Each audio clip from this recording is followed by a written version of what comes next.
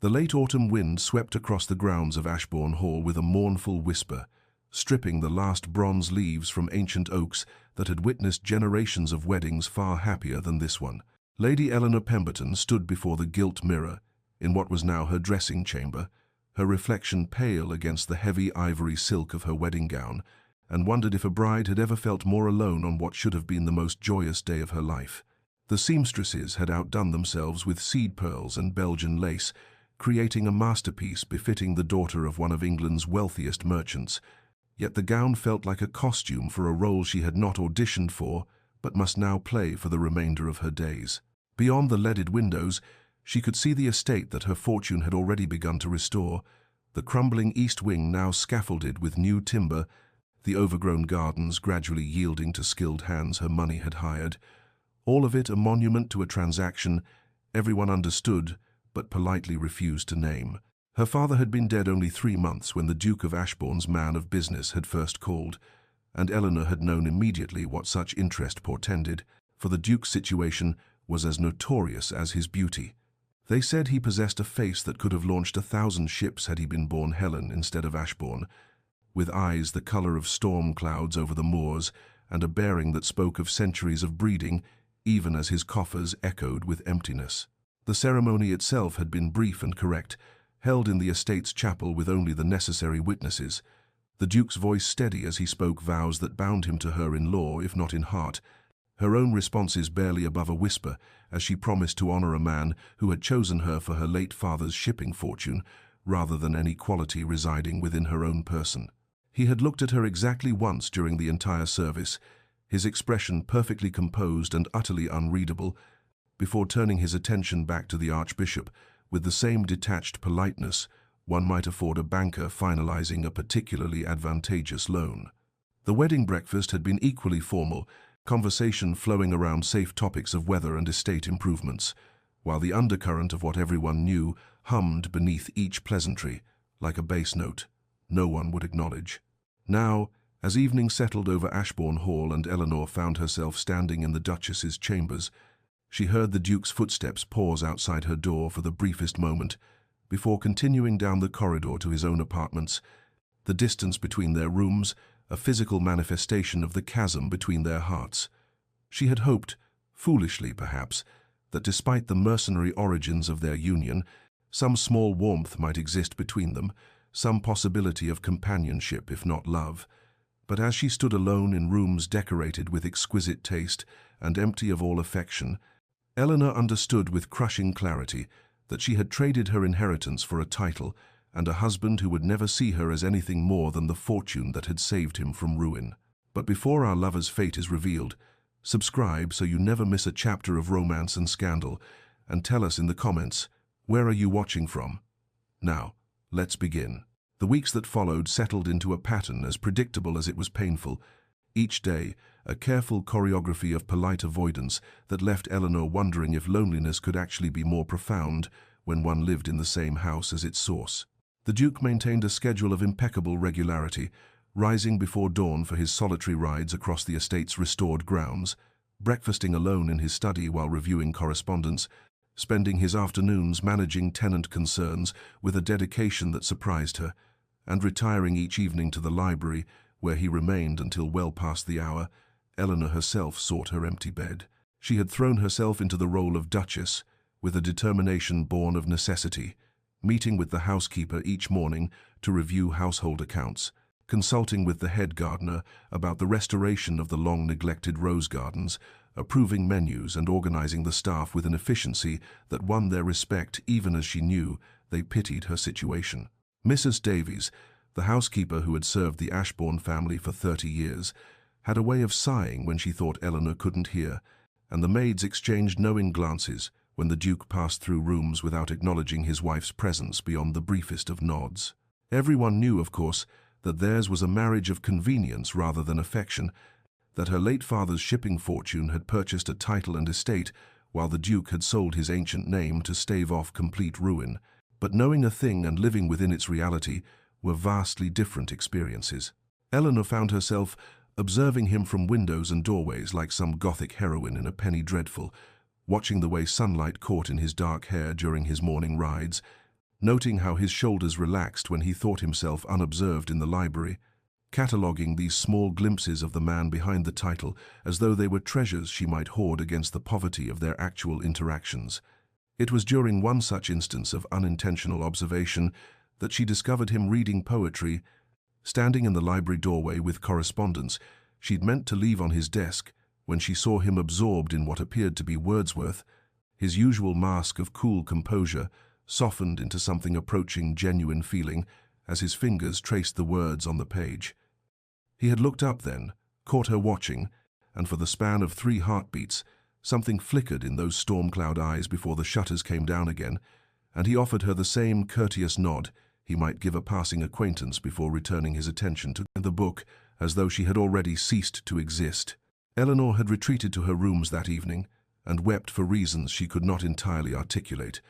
mourning not what she had lost, but what she feared she might never have. The growing realization settling in her chest like a stone that she was developing feelings for a man who would forever see her as nothing more than the fortune that had saved him from debtor's prison. Winter descended upon Ashbourne Hall with a fury that seemed to mirror the frost between its Duke and Duchess, snow piling against the ancient stones, while ice formed intricate patterns on window panes that might have been beautiful had Eleanor possessed anyone with whom to share their observation. The shortest days of the year found her increasingly isolated, for the weather made even her daily walks impossible, confining her to the house where every corridor seemed designed to facilitate the Duke's avoidance of her company,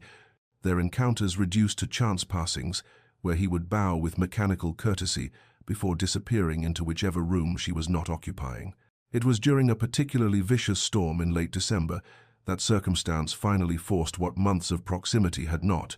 the wind howling like something alive and vengeful as it battered the estate, driving snow through every crack and crevice until the servants found themselves overwhelmed with simply keeping the fires lit and the vital rooms habitable.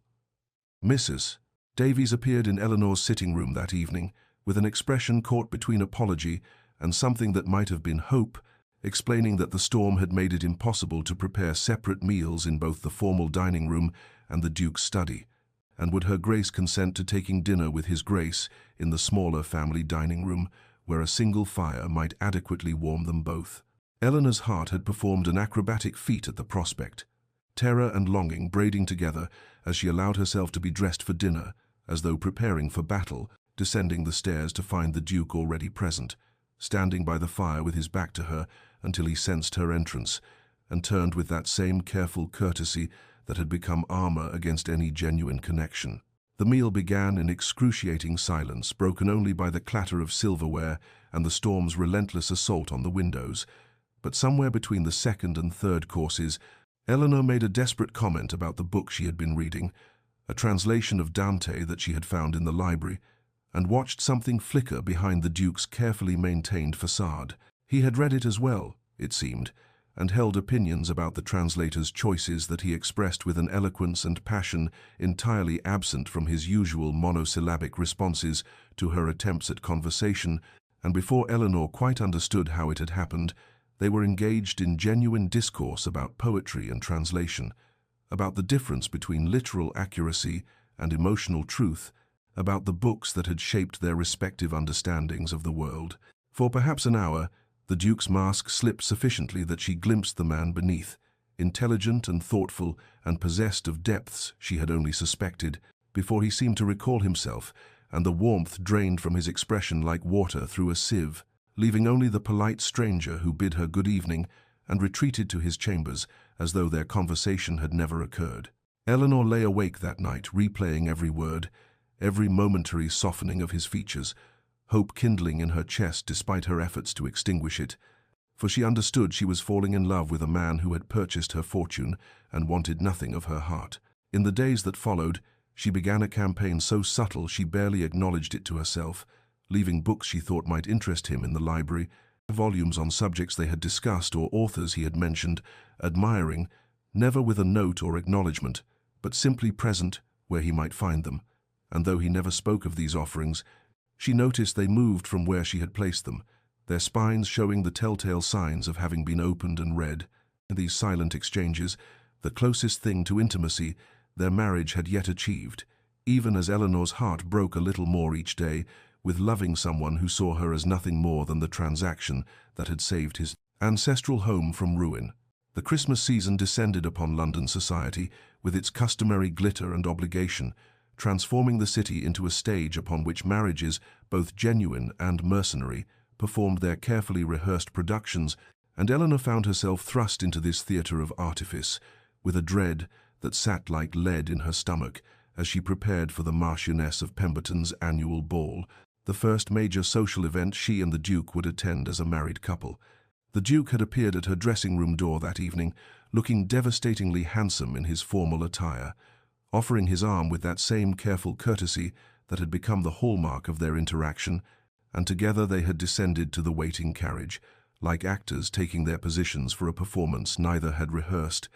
The silence between them during the journey broken only by the clatter of wheels on cobblestones and the distant sound of bells, celebrating a season of joy that felt bitterly ironic given the emptiness of their union. At the ball, however, everything transformed with a precision that would have been impressive had it not been so painful, for the Duke became suddenly attentive in ways that made Eleanor's breath catch, even as her mind catalogued each gesture as performance rather than genuine affection. In his hand at the small of her back as they greeted their hostess,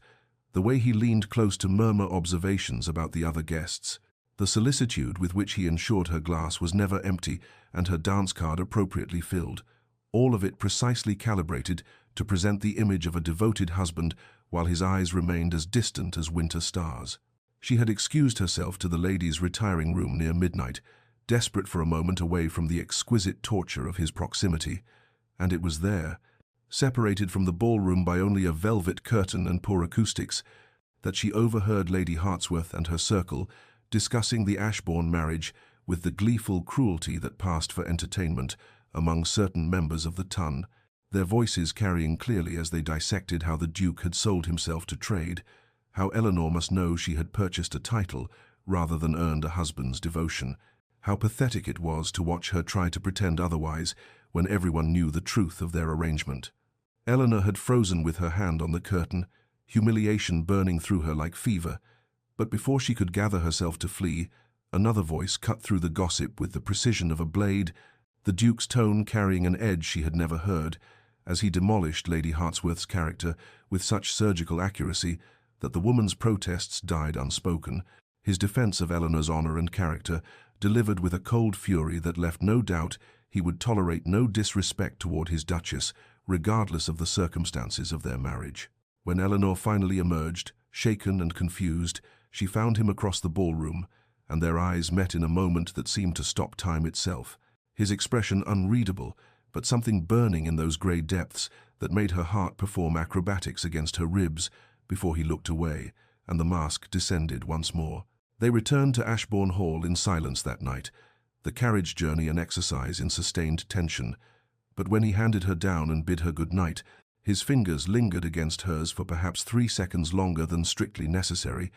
and Eleanor lay awake until dawn, trying to reconcile the man who defended her honor with such passion, with the husband who could barely bring himself to share a room with her, understanding only that something fundamental had shifted between them, even if she could not yet name what transformation had begun. Spring arrived at Ashbourne Hall with a tentative warmth that seemed to promise renewal, the first crocuses pushing through the last remnants of snow like small acts of defiance against winter's lingering grip.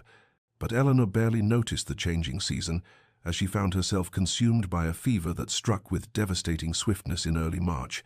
transforming her from merely lonely to genuinely ill within the span of a single day. The physician was summoned immediately, his grave expression as he emerged from her chambers, sending Mrs. Davies into a flurry of activity, and the Duke was informed with the same careful formality that marked all communication between master and mistress, receiving the news of his wife's condition with that impenetrable composure that had become his constant shield against feeling anything too deeply. He visited her chambers twice daily with mechanical precision, standing at the foot of her bed for exactly the appropriate duration, while Mrs. Davies reported on her condition, his face a mask of polite concern that revealed nothing of whatever thoughts moved behind those grey eyes, and Eleanor, floating in and out of fever-induced delirium, registered his presence as one might note a stranger's courtesy rather than a husband's care. But Mrs. Davies, who had served the Ashbourne family for 3 decades and possessed the particular wisdom that comes from observing human nature in all its contradictions, he noticed what neither the Duke nor Eleanor could acknowledge, how his Grace would depart Eleanor's chambers only to pace the corridor outside her door for hours,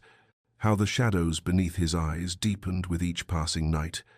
how he could be found at odd hours standing outside her rooms as though proximity alone might will her back to health, even if he could not bring himself to offer the comfort of his actual presence. It was during the worst night of the fever, when Eleanor's temperature climbed to dangerous heights, and the physician warned they must prepare for any outcome, that her delirium finally stripped away the careful guards she had maintained around her heart, and she spoke aloud the truths she had hidden even from herself, her voice breaking as she confessed to the empty air about the loneliness that consumed her, about loving a man who saw her as nothing more than the fortune he had married, about the exquisite torture of proximity without intimacy, about wishing she had never agreed to this arrangement if it meant spending her life wanting someone who would never want her in return. The Duke, who had been standing in the corridor, as had become his nightly vigil, heard every word through the door Mrs. Davies had left slightly ajar, and something fundamental shattered within him as he listened to his wife's fevered confessions, the careful architecture of distance and propriety he had constructed, crumbling like a sand-castle before the tide. He entered her chambers without conscious decision, dismissing the startled nurse with a gesture, and took up the chair beside Eleanor's bed, where he remained through the long hours of darkness, holding her hand with a tenderness he had never permitted himself to show while she was conscious, murmuring reassurances she would not remember, his thumb tracing circles on her palm as though he might anchor her to life through touch alone. When dawn finally broke and the fever turned, Eleanor's eyes fluttered open to find herself alone once more, the Duke having retreated to his own chambers before she could wake, but the ghost of warmth remained in her hand where his had been, and though she could not be certain whether those memories of comfort were real or fever dream, something in her heart insisted they had happened,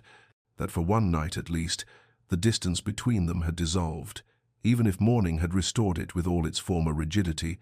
leaving Eleanor to wonder whether the warmth of his hand holding hers had been real or merely the kindest lie her fevered mind could construct to ease the pain of loving someone who would never love her back. The Duke of Ashbourne stood at the window of his study in the grey hours before dawn, watching the gardens where Eleanor would soon walk among the spring flowers she had planted with such care, and the self-loathing that had become his constant companion settled over him like a shroud, as he contemplated the wreckage he had made of both their lives through his mercenary choices and subsequent cowardice. He had married her for money, there was no escaping that fundamental truth, had stood at the altar and spoken vows he had no right to make, while calculating how her fortune would restore his estate and save his family's legacy. And though he had told himself at the time that such arrangements were common among their class, that she understood the transaction as clearly as he did, the memory of his own coldness on their wedding night burned like acid in his throat. What he had not anticipated, what his cynical heart had not prepared for, was the slow revelation of Eleanor's character in the months that followed, the quiet dignity with which she managed his household, the gentleness she showed to servants who had known only his mother's harsh temperament, the way she transformed the cold halls of Ashbourne into something approaching a home through small acts of beauty and care that spoke of a generous spirit he had done nothing to deserve. He had noticed the books she left for him in the library, each one chosen with an understanding of his tastes that suggested she had been observing him far more carefully than he had realized, and though pride and shame had prevented him from acknowledging her gestures, he had read every volume, sometimes finding passages marked that seemed to speak directly to the loneliness he imagined she must feel in this marriage of convenience. The night of her illness had destroyed whatever careful distance he had managed to maintain, her fevered confessions revealing a depth of feeling that both exalted and devastated him, for how could he deserve the love of a woman whose fortune he had married, whose isolation he had enforced through his own emotional cowardice, whose gentle heart he had systematically broken through months of deliberate coldness masquerading as propriety? He loved her, God help him, had perhaps begun loving her when he watched her plant those first bulbs in the autumn garden with dirt on her hands and hope in her eyes, had certainly loved her by the winter ball, when hearing her name disparaged had filled him with a rage that had shocked him with its intensity. But what right had he to such feelings when he had purchased her, like one might purchase livestock, and then condemned her to a half-life of polite neglect? Each morning he watched her from this window as she moved through the gardens, her grace and solitude a rebuke to his unworthiness, and he understood with bitter clarity that she deserved so much more than a fortune-hunter who had trapped her in a loveless marriage.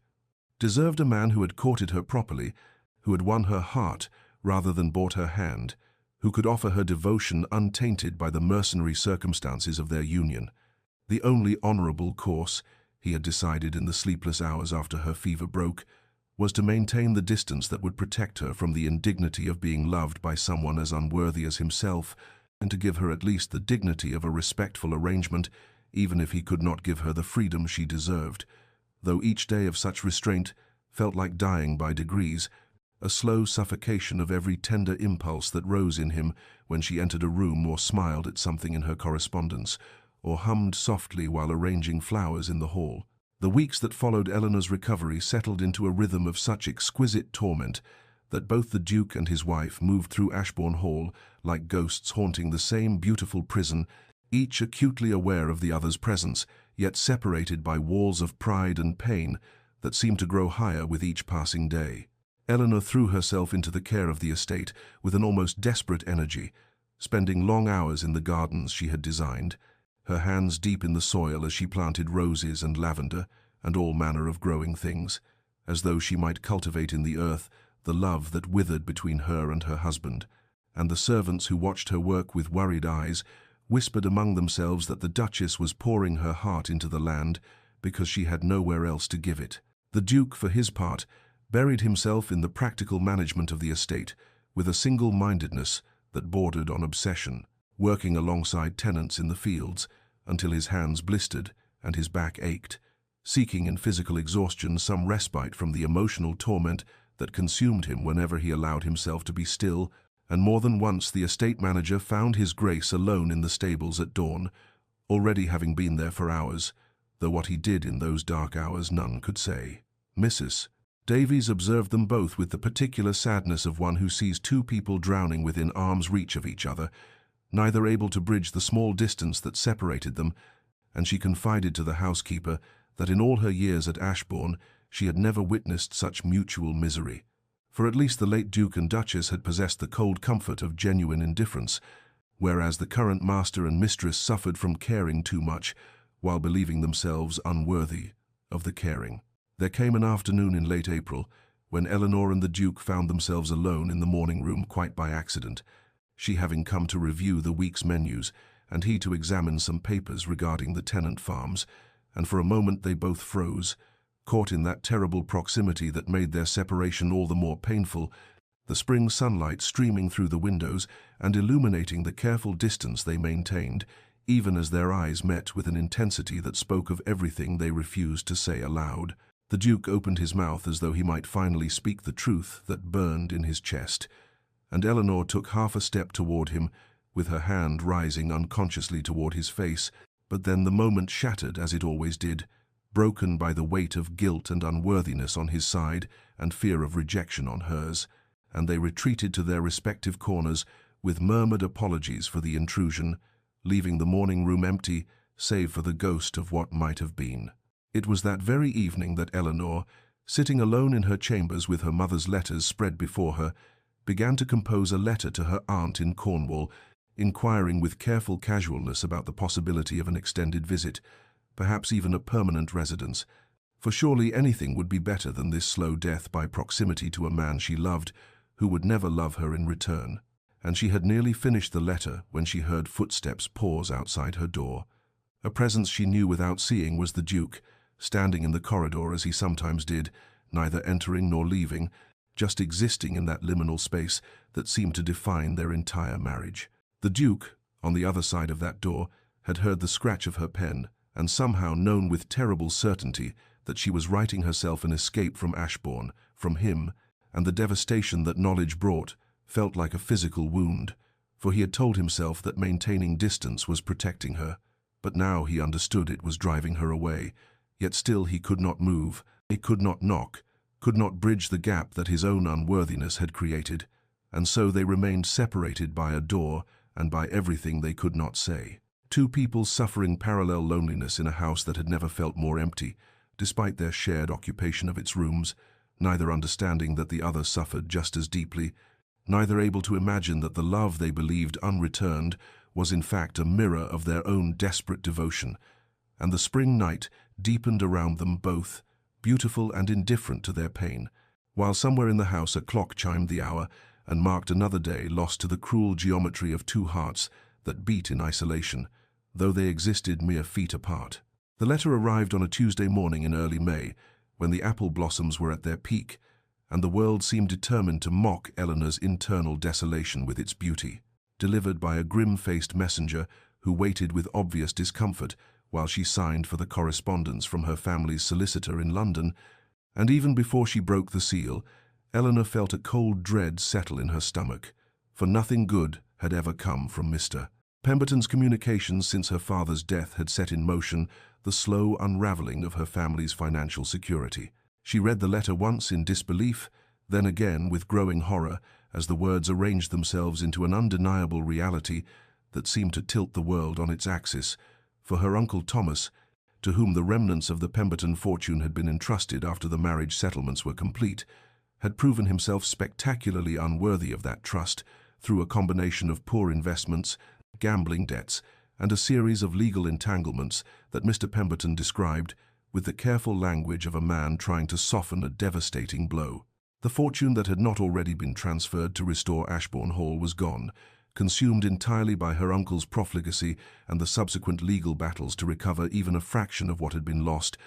and while her marriage settlement remained intact by virtue of having been legally separated from the family assets, there would be nothing more, no inheritance to provide her with independence, no family wealth to fall back upon should she ever need it, nothing but what she had already given to save the estate of a man who had married her for money that no longer existed. Eleanor sat in the morning room with the letter trembling in her hands and felt the foundations of her world crumble beneath her. For if she had been trapped before by circumstance and her own inconvenient feelings, she was now trapped absolutely, wholly dependent on the charity of a husband who had wanted her for a fortune she no longer possessed. And the fear that rose in her throat tasted of bile and desperation as she imagined his reaction to this news. She knew she had to tell him, could not possibly conceal such information, even if propriety and law did not demand its disclosure, but the thought of walking to his study and confessing her complete financial ruin made her feel physically ill. For what would he do when he learned that his mercenary marriage had purchased him nothing in the end, that the wife he had acquired for her wealth was now as penniless as any common girl, worth nothing beyond the settlement he could not reclaim? For hours she sat frozen with the letter in her lap, watching the shadows lengthen across the polished floors, while her mind conjured increasingly terrible scenarios of his response, imagining cold dismissal or barely concealed contempt, or perhaps simply the final severing of whatever thin connection had existed between them. And it was only as the dinner hour approached, and she knew she could delay no longer, that Eleanor finally rose on shaking legs, smoothed her dress with hands that would not stop trembling, and walked with what dignity she could muster toward the Duke's study to face what she believed would be her ruin. She paused outside his door and pressed her palm against the dark wood, gathering the fragments of her courage like a general preparing for certain defeat, and then she knocked, heard his voice bid her enter, and stepped across the threshold into the conversation she had been dreading, carrying with her the letter that she believed would destroy whatever fragile peace they had managed to maintain in their beautiful, terrible marriage. The Duke looked up from his papers as Eleanor entered, and whatever composure she had managed to gather in the corridor evaporated under his gaze, leaving her standing just inside the door with the solicitor's letter clutched in her trembling hands, like evidence of her own inadequacy, and she opened her mouth to speak, but found that the carefully prepared words had fled,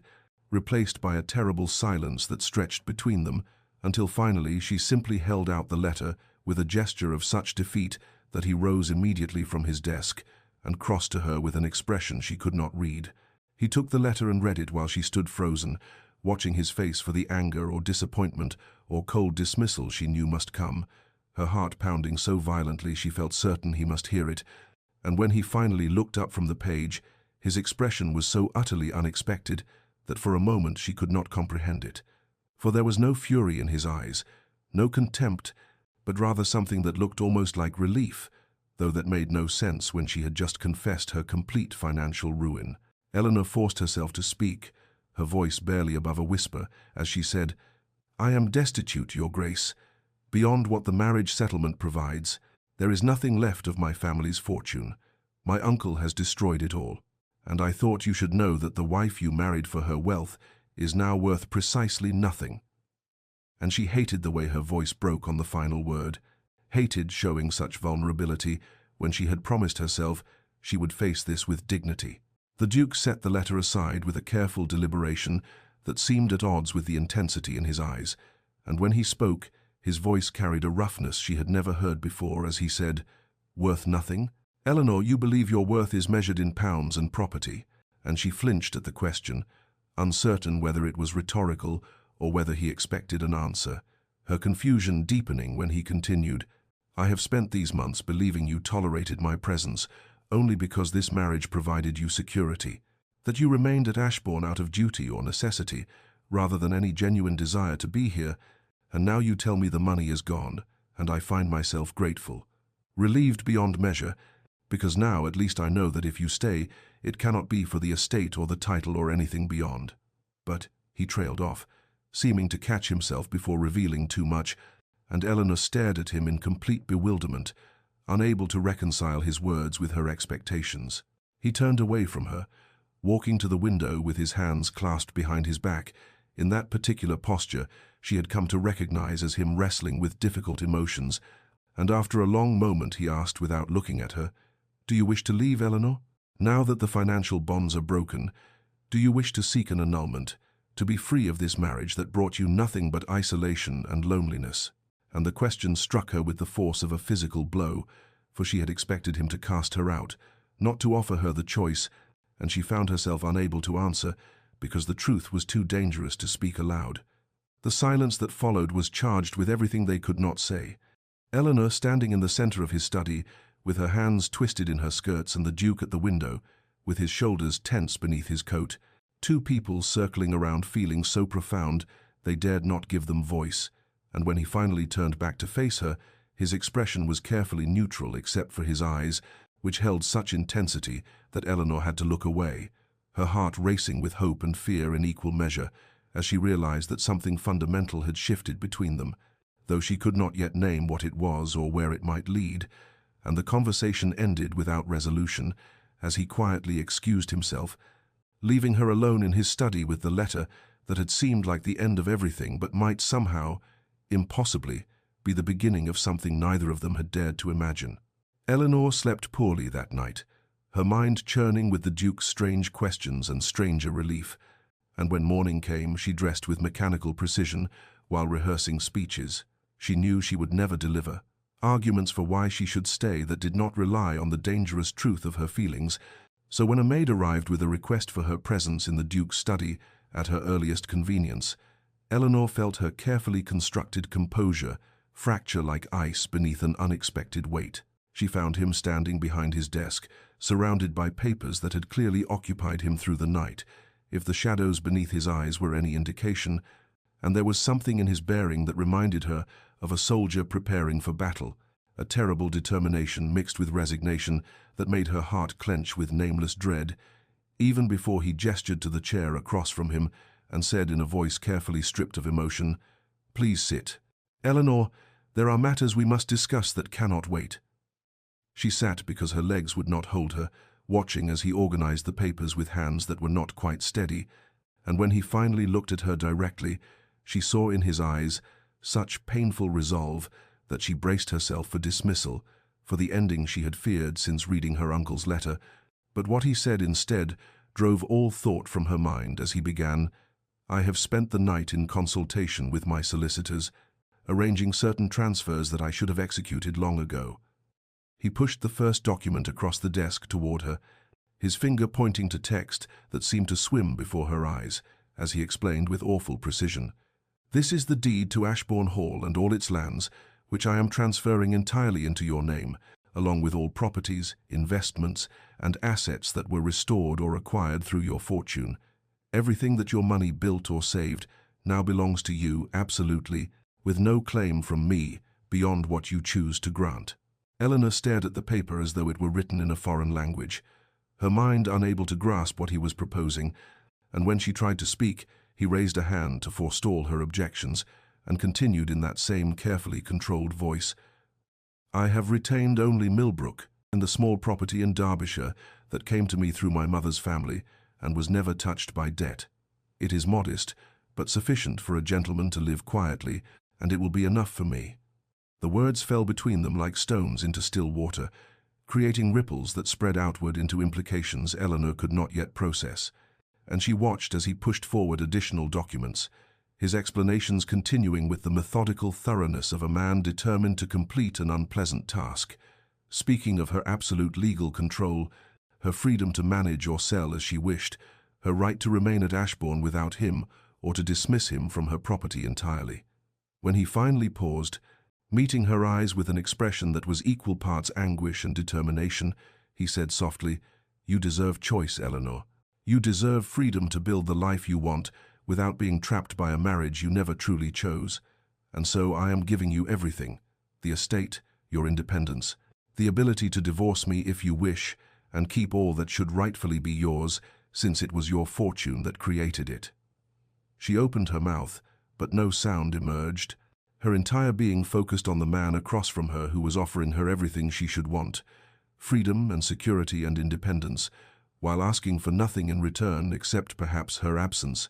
And in that moment, Eleanor understood with crystalline clarity that this grand gesture was not born of obligation or guilt alone, but of something far more profound and painful, a kind of love that believed itself so unworthy it would destroy its own happiness to provide her with choice. And the realization broke something open in her chest, even as the papers sat between them, like a chasm too wide to cross. Eleanor fled the study with some murmured excuse about needing time to review the documents, though in truth she could not bear to remain in that room, with the weight of his sacrifice pressing down upon her like a physical force, and she found herself walking without conscious direction through the halls of Ashbourne, until her feet carried her to the gardens, where she had spent so many solitary hours, pouring her heart into the soil because she could not give it to the man she loved. The spring roses she had planted were beginning to bloom, their petals unfurling in shades of pink and cream that should have brought her joy, but instead seemed to mock her with their beauty, and she sank onto the stone bench beneath the trellis she had commissioned last summer, her mind reeling with the impossible generosity of what he had offered and the devastating implications beneath it. He had given her everything, every brick and beam of Ashbourne, every acre of land, every penny of income. He had stripped himself of all security and comfort to provide her with choice, and the magnitude of that gesture should have filled her with gratitude, except that she understood with terrible clarity what it truly meant, that he believed himself so unworthy of her that he would rather live in exile at a modest property in Derbyshire than continue to inflict his presence upon her. Eleanor pressed her hands to her face as the full truth of the situation crashed over her like a wave, for she had spent these months believing he saw her as nothing more than a convenient source of funds, while he had apparently spent the same months believing she tolerated him only out of duty or necessity, and they had both been wrong, so profoundly wrong that they had constructed an entire architecture of misery upon false foundations. She wanted to laugh at the absurdity of it, except that tears were streaming down her face instead.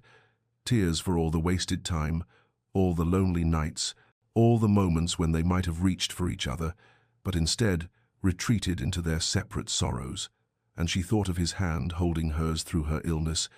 that single memory she had treasured like a talisman against despair, and wondered if he had any idea how that simple touch had sustained her through the months that followed. The documents he had presented her sat in his study waiting for her decision, offering her freedom and security and independence, everything a rational woman should want. But Eleanor found as she sat among her roses that she did not want any of those things, or rather she wanted them only if they came with him. For what good was owning Ashbourne if he was not there to walk its halls beside her? What joy could there be in freedom if it meant freedom from his presence? And she realized with a certainty that burned away all her careful defenses that she did not want to be released from this marriage, but rather released into it. Freed not from him, but from the terrible restraint that had kept them apart. But how could she tell him this, when his grand gesture seemed predicated on the assumption that she would want to leave? When accepting his offer might seem like the mercenary grasping of a woman securing her fortune, and yet refusing it without explanation would accomplish nothing except perhaps wounding his pride, and Eleanor sat frozen in her garden, paralyzed by the fear that any choice she made would be the wrong one and would drive him further away rather than drawing him closer, until she remembered the look in his eyes when he had asked if she wished to leave, that terrible vulnerability beneath his careful control, and she understood suddenly that he had not offered her these documents out of indifference, but out of a love so profound it was willing to sacrifice its own happiness for hers, and that realization changed everything. Eleanor rose from the garden bench as the sun began its descent toward the horizon, casting long shadows across the roses that seemed to mirror the lengthening shadows in her own heart, and she walked back toward the house with a determination born not of certainty, but of the desperate understanding that silence would destroy them both more surely than any confession could. She found him where she had left him hours ago, still in his study, though the papers had been gathered into neat stacks, as though he had been attempting to create order in the chaos of their situation, and when she entered without knocking, he looked up with such naked hope, quickly shuttered behind careful politeness, that she nearly lost her courage entirely. But she closed the door behind her and moved to stand before his desk, her hands trembling as she said without preamble, "I cannot accept these documents." His face went carefully blank in that way she had come to recognize as his deepest pain, and he began to speak, some formal acknowledgement of her right to take time to consider, but she raised a shaking hand to stop him and continued in a voice that threatened to break. "I cannot accept them because they offer me everything except the one thing I truly want, and I have spent too many months in silence, in loneliness, in the terrible space between us to remain silent any longer, even if the truth ruins me." She saw confusion flicker across his features, saw him lean forward slightly, as though he could not quite believe what he was hearing, and Eleanor felt tears begin to slip down her cheeks as she forced herself to continue. "You speak of giving me choice and freedom, of releasing me from a marriage I never chose, but you are wrong, Your Grace, so profoundly wrong that I must speak plainly, even though I know you married me for my fortune and nothing more." The words hung between them like a confession whispered in a cathedral, and she watched his face transform from confusion to something that looked almost like anguish as she pressed on. "I do not want your estate or your properties. I do not want freedom from this marriage or the independence you offer me. I want only you. I have wanted only you since the beginning, though I knew myself a fool for loving a man who saw me as nothing more than a means to save his ancestral home." His chair scraped back as he stood abruptly, his hands gripping the edge of the desk as though it were the only thing keeping him upright, and Eleanor saw in his eyes such a storm of emotion that she could not name all its components, pain and hope and disbelief warring for dominance as he said in a voice scraped raw, "Eleanor, you cannot mean—" But she interrupted him, unable to stop now that she had begun. "I mean that I love you, that I have loved you through all these terrible months of distance and silence, that I would rather live in a cottage with you than reign as Duchess of this entire estate without you, and if you send me away now it will not be because I chose freedom, but because you could not bear to keep a wife foolish enough to give her heart where it was not wanted." The silence that followed felt eternal, a suspension of time in which Eleanor's entire future hung in the balance, and then the Duke moved around the desk with such sudden purpose that she barely had time to draw breath before he was standing before her, his hands coming up to frame her face with a gentleness that made her sob aloud, and he said in a voice broken with wonder and pain, "Not wanted?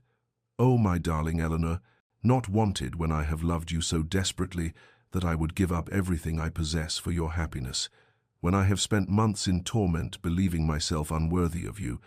when the thought of you leaving nearly destroyed me." His thumbs brushed away her tears as his own eyes shone with moisture, and Eleanor felt something fundamental shift in the universe as he continued, "I married you for your fortune. Yes, that is the shameful truth I have carried like a stone upon my chest,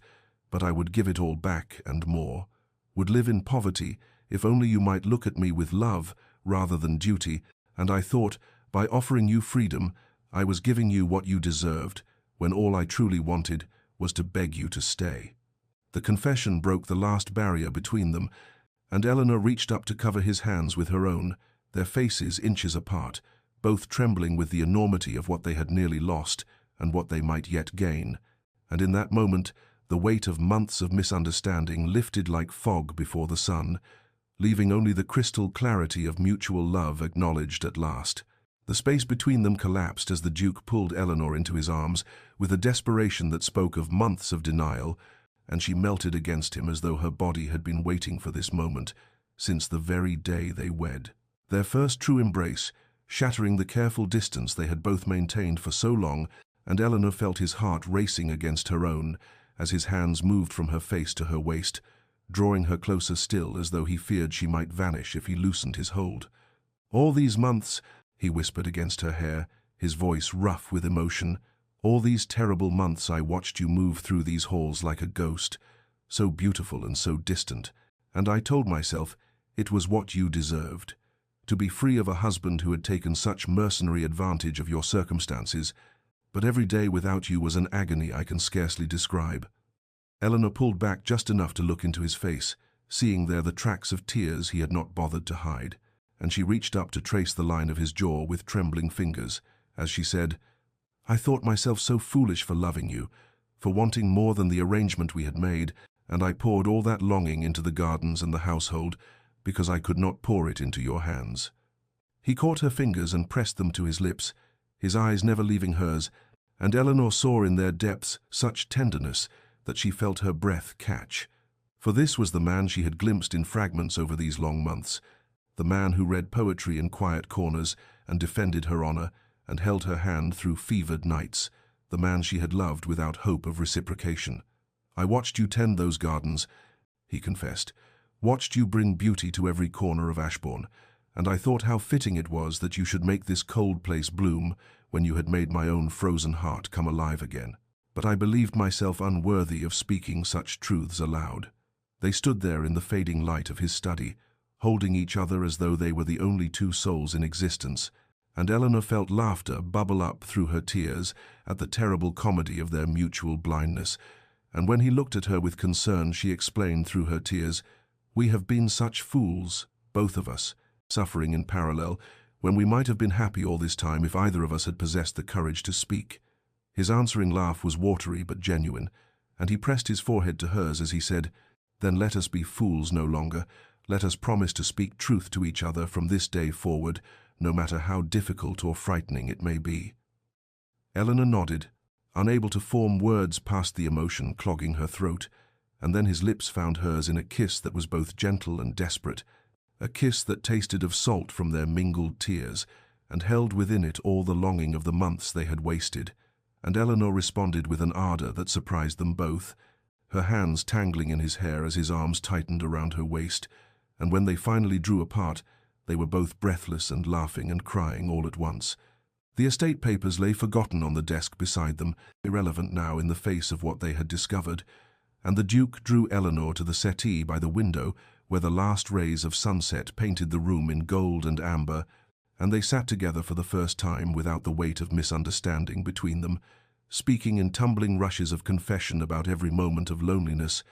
every instance of longing, every small gesture that had meant everything, and through it all their hands remained intertwined, as though they had found an anchor in each other after months adrift in separate storms, and as night fell over Ashbourne, they made their promises to begin again, truly this time, with honesty and courage, and the love that had somehow survived, despite every obstacle they had placed in its path. The morning after their confession dawned bright and clear, as though the heavens themselves celebrated the transformation that had occurred within Ashbourne's walls, and when Eleanor woke in her own chambers for what she somehow knew would be the last time, she found a note slipped beneath her door in the Duke's own hand, asking if she might join him for breakfast in the conservatory, a room they had never shared before, and her heart sang as she dressed with trembling fingers and made her way through halls that seemed suddenly lighter, warmer, as though the house itself had been holding its breath and could finally exhale. She found him there among the potted orange trees and climbing jasmine, a table laid for two in the gentle morning light, and when he saw her, his face transformed with such open joy that she had to press her hand to her chest at the beauty of it, for this was the man behind all the careful masks, and the man she had glimpsed in fragments but could now see whole and unguarded, and he crossed to her immediately and took her hands in his and kissed them with a reverence that made her blush, as he said, "I wanted our first morning to be different, to be a true beginning." They sat together and talked as they had never talked before, not the careful exchanges of polite strangers, but the intimate conversation of two souls discovering each other without barriers. And Eleanor learned that he wrote poetry in the early mornings, that he had dreams of improving the tenant cottages and establishing a school on the estate, that his mother had died when he was young, and he had grown up in the cold formality of his father's house and vowed never to replicate such emotional distance in his own family, a vow he had broken in their marriage through fear and shame. And as he spoke, Eleanor saw the depths she had always sensed were there, the complexity and tenderness that had been hidden beneath propriety's armor. She, in turn, shared her own dreams for the estate, her vision of gardens that would be open to the village on summer days, her love of music that she had suppressed in the silence of their distant marriage,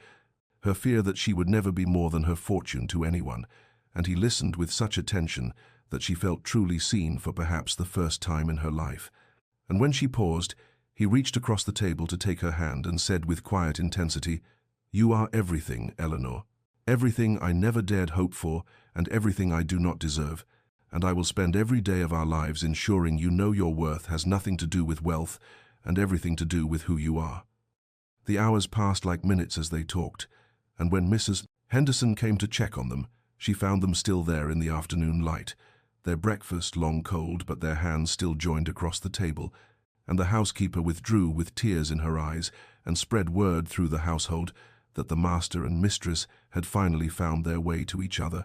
and the staff moved through their duties with lighter hearts, for they had all suffered watching the quiet tragedy of their lonely marriage. That evening Eleanor did not return to her separate chambers, but instead walked with the Duke through the halls to the master's suite, her hand in his, her heart racing with anticipation and nervousness and joy all mingled together. And when he closed the door behind them and drew her into his arms, she felt the last walls between them crumble into dust, and they discovered each other with a tenderness that spoke of love rather than duty, of choice rather than obligation, and Eleanor learned that physical intimacy could be an extension of emotional connection rather than a separate transaction, and in the darkness broken only by firelight, they whispered confessions and promises and plans for the future they would build together. And when she finally fell asleep in his arms, she felt for the first time since her wedding day that she had truly come home. The days following their reunion were suffused with a joy that transformed Ashbourne from its foundation to its rooftops. Yet, as the initial euphoria settled into something deeper and more sustainable, Eleanor and the Duke found themselves confronting the uncomfortable reality of how their marriage had begun. And one evening, as they sat together in the library, the fire crackling softly between them, Eleanor raised the subject that had been weighing on her heart, saying quietly, "We must speak of it, you know, of how we came to be married, for I fear if we do not address this honestly, it will always stand between us like a shadow." The Duke's expression grew troubled, and he set down the book he had been reading to turn his full attention to her, his eyes dark with the guilt that she had come to recognize would not be easily dismissed, and he said, "I married you for your fortune, Eleanor, a truth so mercenary and shameful that I can scarcely bear to speak it aloud. And though I have come to love you beyond all reason, I cannot change the fact that I entered our union with the basest of motivations." Eleanor reached for his hand, holding it between both of hers as she chose her words carefully, for she understood that this guilt was a burden he had carried far too long, and she said, "You married me for my fortune, this is true, but I married you knowing this, and I made that choice with open eyes, and while the months of distance between us were painful, I do not regret the decision that brought me to Ashbourne, that brought me to you." They talked long into the night, examining the foundations of their marriage with the honesty they had promised each other, and the Duke confessed how the shame had poisoned his every interaction with her, how he had believed himself unworthy of her regard, and had therefore denied himself the very thing he wanted most, and Eleanor in turn revealed how she had told herself that loving him was foolish, but had been unable to stop her heart from hoping. And as they spoke, she saw a new possibility emerging from their shared pain, a way to transform what had been wounded into something purposeful and healing. "What if," she said slowly, the idea taking shape even as she voiced it, "what if we used our experience to help others who find themselves in similar circumstances, young couples forced into arrangements by necessity who might benefit from knowing that such beginnings need not determine the ending?" The Duke looked at her with dawning understanding, his expression shifting from melancholy to something approaching hope, and he said, "You mean to open Ashbourne to others like us, to offer guidance and perhaps a different model than the cold distance we initially chose?" Eleanor nodded, her excitement building as the vision clarified, and she described how they might invite young couples to stay at the estate, to see how partnership and respect could coexist even within arranged marriages, to learn from their mistakes and their eventual triumph. And as she spoke, the Duke's face transformed with purpose,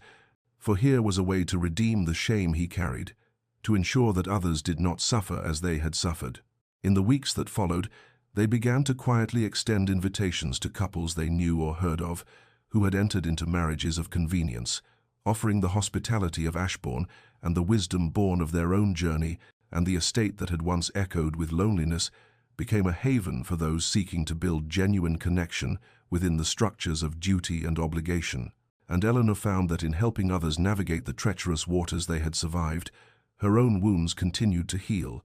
And the Duke discovered that in speaking honestly about his failures and his redemption, the crushing weight of guilt gradually lightened, replaced by the satisfaction of purpose shared with the woman he loved. The return to society came with the spring season, when invitations to balls and dinners and garden parties could no longer be politely declined, and though Eleanor felt a tremor of apprehension at facing the world that had whispered about her marriage with such knowing cruelty, she found courage in the Duke's hand, clasped firmly around hers, as their carriage rolled toward the Marchioness of Westmore's ball, the first grand social event they would attend since their transformation. The moment they entered the ballroom, all conversation seemed to pause,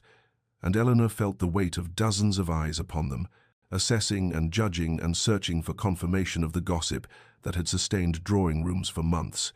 But the Duke did not release her hand, and when he looked down at her, his expression held such open tenderness that she saw several matrons lean together in startled whispers. For this was not the cold formality that society had expected from the Duke of Ashbourne and his purchased bride. He led her onto the dance floor with a pride that needed no words, his arm around her waist possessive and protective, and as they moved together through the figures of the waltz, Eleanor saw in his eyes the reflection of her own joy, and she understood that this dance was nothing like their wedding ball, where duty had held them in rigid separation, for now they moved as one, their bodies in perfect accord as their hearts had finally become. Lady Hartwick, who had been among the cruelest gossips, approached them during the interval with a smile that did not reach her eyes, and made some arch comment about how marriage seemed to agree with them after all, and Eleanor braced herself for the Duke's polite deflection. But instead, he looked at the woman with cool directness and said, "Marriage agrees with me because I had the extraordinary fortune to marry a woman of remarkable grace and patience, who somehow saw fit to love a man who initially did not deserve her regard, and I consider myself the most blessed of men to call her my wife." And the sincerity in his voice silenced Lady Hartwick completely and sent ripples of astonishment through those near enough to overhear. Throughout the evening he remained at Eleanor's side, his attention never wavering, his affection visible in every glance and touch, and she felt herself blooming under the warmth of his open devotion, her confidence growing as she realized that she need no longer hide her love or pretend to indifference, for he had claimed her publicly as thoroughly as he had claimed her privately in the intimacy of their chambers. Later they stood together near the garden doors, taking a moment of quiet amid the social whirl, and Eleanor overheard two young gentlemen discussing arranged marriages, one saying with cynical bitterness that such unions could never lead to genuine feeling. And before Eleanor could respond, the Duke turned to them and said with quiet conviction, "You are mistaken, for I entered my marriage with the worst of intentions, and found in my wife a depth of love I never imagined possible. And while I cannot recommend beginning as I did, I can attest that how a marriage begins need not determine how it continues, if both parties have the courage to be honest and the grace to forgive." And the young men listened with expressions of startled respect, and Eleanor's heart swelled with love for this man who could speak so openly of his own failures in service of a larger truth. As their carriage carried them home through the moonlit countryside, the Duke drew her close against his side and murmured against her hair, "Did you see how they looked at us? How they could not reconcile the gossip they had cherished with the reality before their eyes?" And Eleanor smiled and replied, "Let them wonder. Let them see that we have found something they cannot diminish with their whispers." And they rode the rest of the way in contented silence, secure in the knowledge that society's opinion mattered far less than the truth they had built together. And when they reached Ashbourne and walked together up the stairs to their shared chambers, Eleanor reflected that the transformation visible to the world was merely the shadow of the profound change that had occurred in their hearts, and that no ballroom performance could capture the quiet miracle of two lonely souls who had finally found their way home to each other. The unsigned estate transfer documents remained in the Duke's study for several weeks after their reconciliation, lying in a drawer where both could see them but neither mentioned, until one quiet afternoon, when Eleanor entered to find her husband standing at his desk with the papers spread before him, his expression thoughtful and serious, and when he looked up at her approach he said without preamble, "These documents represent something I still believe to be right, Eleanor, though perhaps not in the way I originally intended." And she moved to stand beside him, looking down at the legal language that would have given her everything and left him with almost nothing. He turned to face her fully, taking both her hands in his, as he explained that while the papers had been drawn up in a moment of desperate guilt and self-punishment, he still wanted her to have full legal control of the estate, not because he doubted her love or sought to assuage his conscience, but because he genuinely believed she deserved the security and power that such ownership would provide, saying, "You restored Ashbourne with your fortune, you have managed it with wisdom and grace, and it seems only just that the law should recognize what reality already demonstrates, that you are the true heart of this place." Eleanor felt tears prick her eyes at the sincerity in his voice, but she shook her head slowly and said, "I understand what you are offering and why, and I love you all the more for your desire to give me this security, but I cannot accept these papers as written, for they represent a division between us that no longer exists, a separation of interests that contradicts everything we have built together." And she watched his face carefully as she continued, "What if instead we drew up new documents, papers that establish us as equal partners in law as we are in life, joint ownership that recognizes both our contributions and our shared commitment to Ashbourne's future?" The Duke's expression transformed with something like wonder, and he gripped her hands more tightly as he said, "You would do this? You would bind yourself legally to a partnership with me when you could have sole control and when you could protect yourself from any future disaster?" And Eleanor smiled through her tears and replied,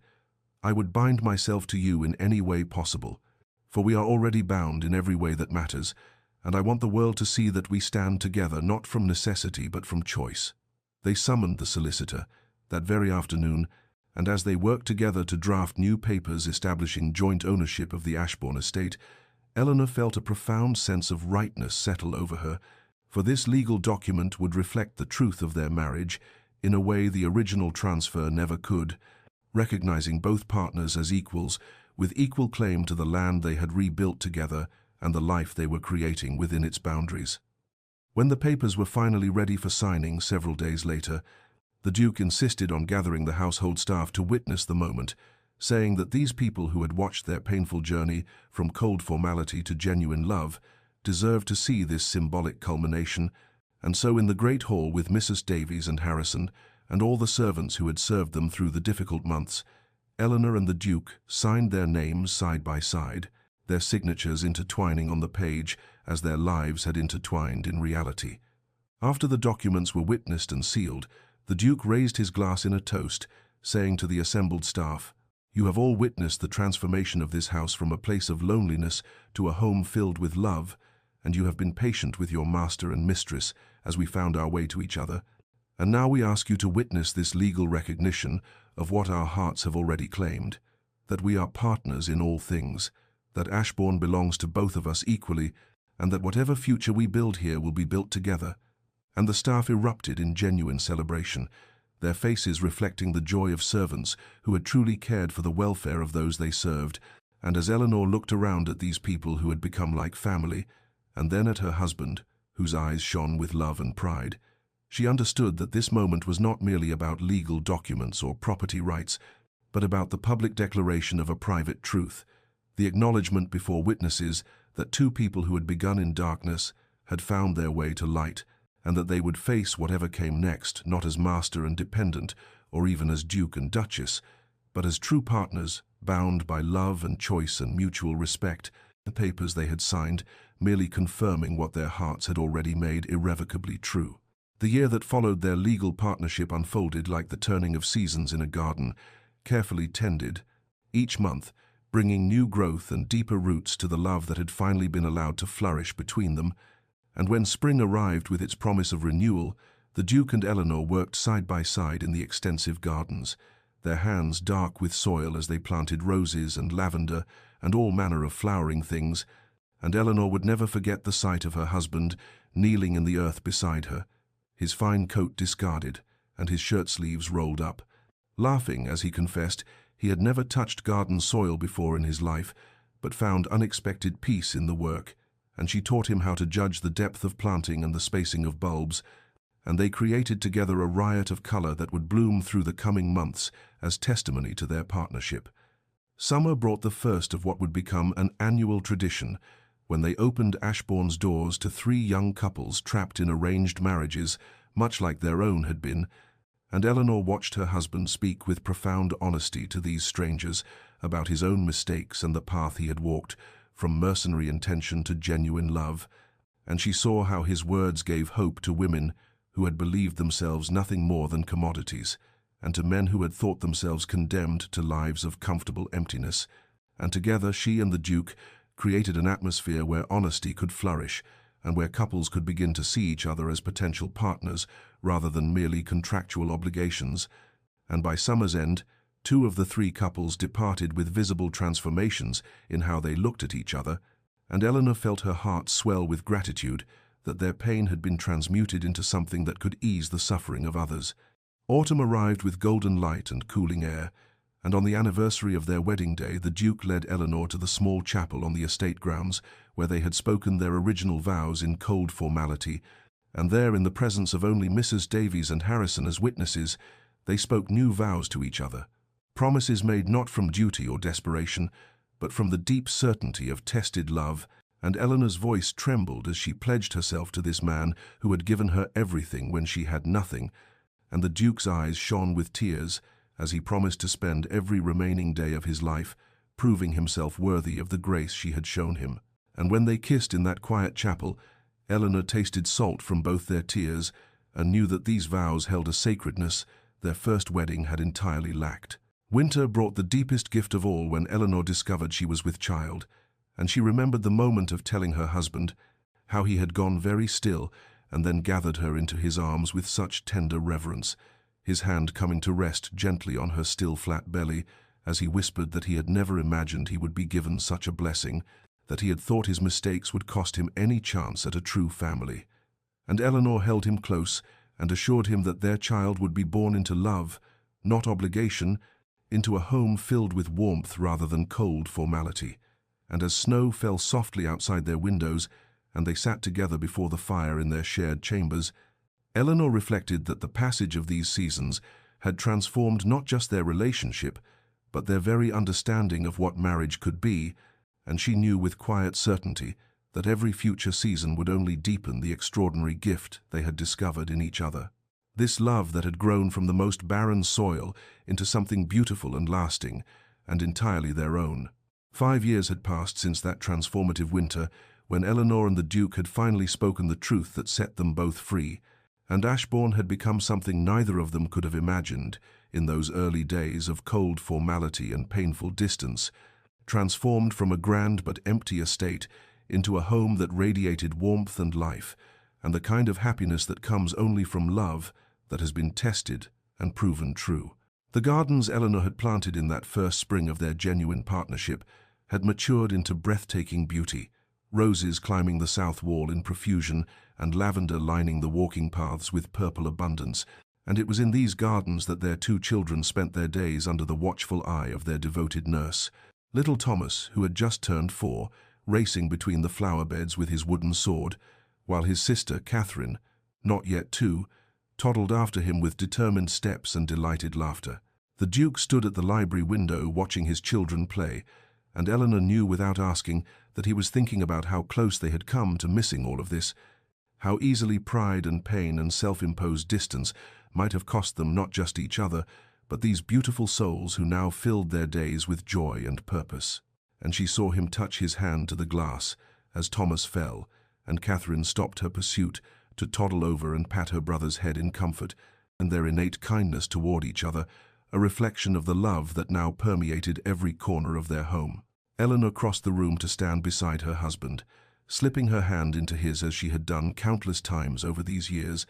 and he turned to her with that look that still made her heart quicken, the expression of a man who cannot quite believe his good fortune and who treasures every moment with an intensity born of having almost lost everything that matters. They had framed the original estate transfer documents and hung them in the Duke's study, not as a reminder of pain, but as a testament to the moment when love had proven stronger than pride, when her husband had been willing to give her everything because he loved her enough to let her go.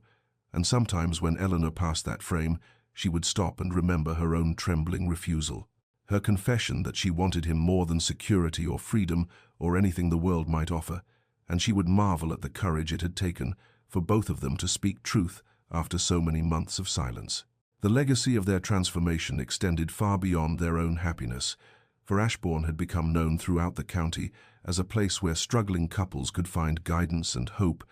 where the Duke and Duchess shared their story with unflinching honesty and helped others navigate the difficult path, from arrangement to genuine affection, and over the years they had watched dozens of couples arrive at their door with the same look of quiet desperation Eleanor remembered from her own early days of marriage, and they had seen many of those same couples depart with something like light beginning to dawn in their eyes, the first tentative hope that perhaps their stories too might transform from obligation into love. The Duke pulled Eleanor closer as they watched their children, and she leaned into his warmth, thinking about how suffering had indeed led them to this joy, how the cold formality of their beginning had somehow made the warmth of their present all the more precious, and she understood now that the pain they had endured had not been meaningless, but had shaped them both into people capable of appreciating the extraordinary gift of genuine partnership, of love freely given and gratefully received. And as Thomas helped his sister to her feet, and both children looked up at the library window to wave at their parents, Eleanor felt her heart overflow with gratitude for every difficult moment that had led them to this perfect afternoon, this life that had bloomed from the most unpromising soil into something more beautiful than she had ever dared to dream. Evening descended on Ashbourne with that peculiar golden quality that autumn brings, and the Duke and Eleanor walked together through the gardens she had first planted in hope, and he had later tended in love, their children safely in the nursery, being prepared for bed by their devoted nurse,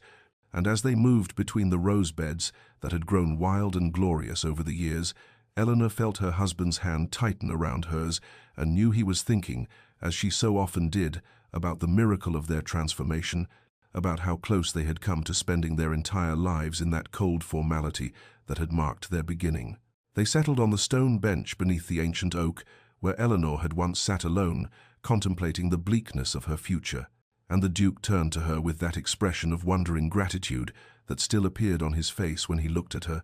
as though he could not quite believe she was real and present, and he spoke softly about how their suffering had not been without purpose,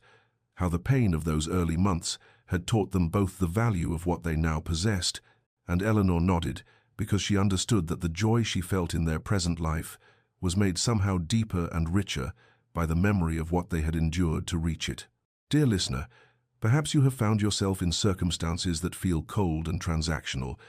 Perhaps you have wondered whether love can truly grow from the most barren soil, or whether some beginnings are too compromised to ever transform into something beautiful. And I would have you know that the story of the Duke and Duchess of Ashbourne stands as testament to the extraordinary resilience of the human heart, to its capacity for transformation even when all seems lost, for their marriage began in the worst possible way with mercenary intention on one side and resigned despair on the other,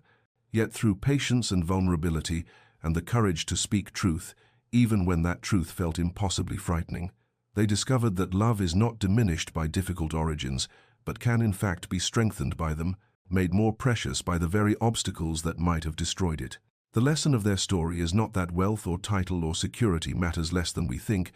but rather that our worth as human beings transcends entirely what we possess or what we can offer in material terms, that the Duke learned to value Eleanor, not despite losing her fortune, but because losing it freed him to see her truly,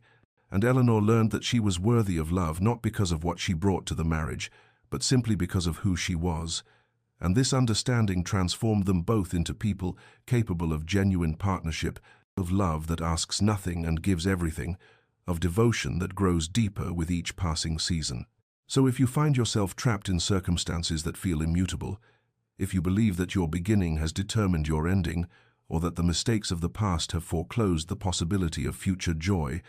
take heart from their example and know that transformation is always possible for those brave enough to be vulnerable, patient enough to allow love to grow in its own time, and honest enough to speak the truth that lives in their hearts. And may you find in your own life the courage to choose love over pride, connection over isolation, and hope over despair. And may you rest tonight knowing that the worst beginnings can indeed lead to the most beautiful endings, that suffering can be transmuted into joy, and that love freely given and gratefully received is the greatest treasure any human heart can know. This story comes to you from Tales of Transformation, where we believe in the power of love to heal even the deepest wounds and the capacity of the human spirit to find light in the darkest places. And if this story has touched your heart, I invite you to share it with someone who needs to hear that their story too can transform, that their pain too can lead to unexpected joy, and that love is always worth the courage it takes to reach for it.